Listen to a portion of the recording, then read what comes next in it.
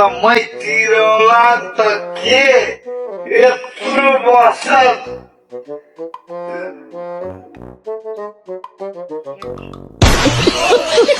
ओहो दाजु के छ ल कहाँबाट आइस त कहिले आइस म त विदेशबाट यी भर्खर आएको हेर्नु न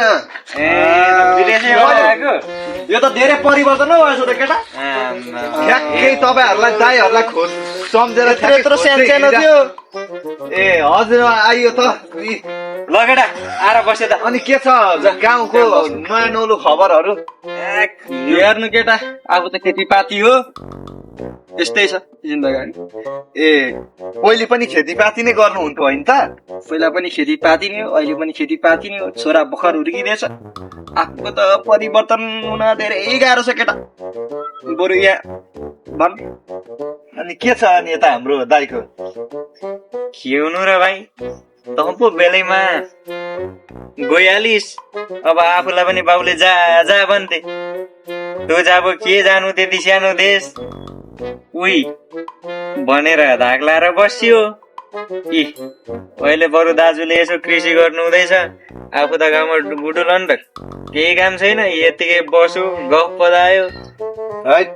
2-4 पैसा त कमाउनु पर्छ हौ यस्तो शैलीमा उमेर भएको मान्छेले त उहाँ दाइले जस्तै कृषि गर्नुपर्छ नेपाल एक कृषि प्रधान देश हो यो केटा कृषि गरे पनि पैसा रहेनछ केटा गाह्रो छ हौ गाउँघरमा गाह्रो छ अब नेपालमै केही गरिराख्नु भएको छ यी अब विदेश जानेको आफू त गोठालो मान्छे अन्त त कति दिनको छुट्टीमा आइस् त केटा म धेरै छैन हौ दाजु त्यस्तै लगभग भनौँ न 1 महिनाको छुट्टीमा चाहिँ आए छुट्टी मागेर आएको अनि केही कोसेली खुवाउँछ होला नि कोसेली त भइहाल्छ नि अब जाम न अब अनि अलिअलि खाउँ केटा तँलाई सम्झेर मैले त आएको थाहा पाएर मैले तँलाई आँप लिएर आइदिएको थियो ओहो यो यही आँप खान भनेर ओहो मैले यो बेलामा मैले छुट्टी मागेर आएको थिएँ ओहो ल खानुपर्छ यो अहिले खाउँला के एउटा आँप मात्र खान्छस् है एउटा कुखुरै खाऊ न उहाँ दाजुसँग कुरा गरेको कि ठिक भएन रे एउटा भतिजोले कुखुरा बडा आज त्यो कुखुरा चाहिँ त म दाजु मिलेर आधा आधा गरेर खाऊँ सर्लक्कै पारमा हान्दिने हो के छ त के छ विचार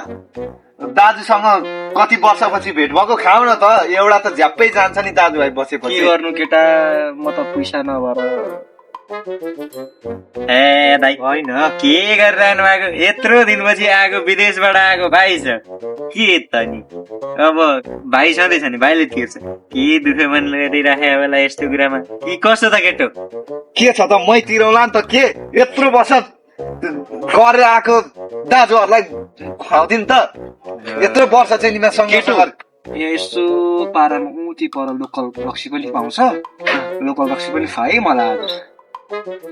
फेरि लोकल रक्सी खाएर त घर त पुग्नु हुन्छ नि दाजु पुग्न त किन नपुग्नु केटा लोकल रक्सीले त मलाई तागत दिन्छ हो र अनि यता हाम्रो दाइ चाहिँ खानुहुन्छ कि हुन्न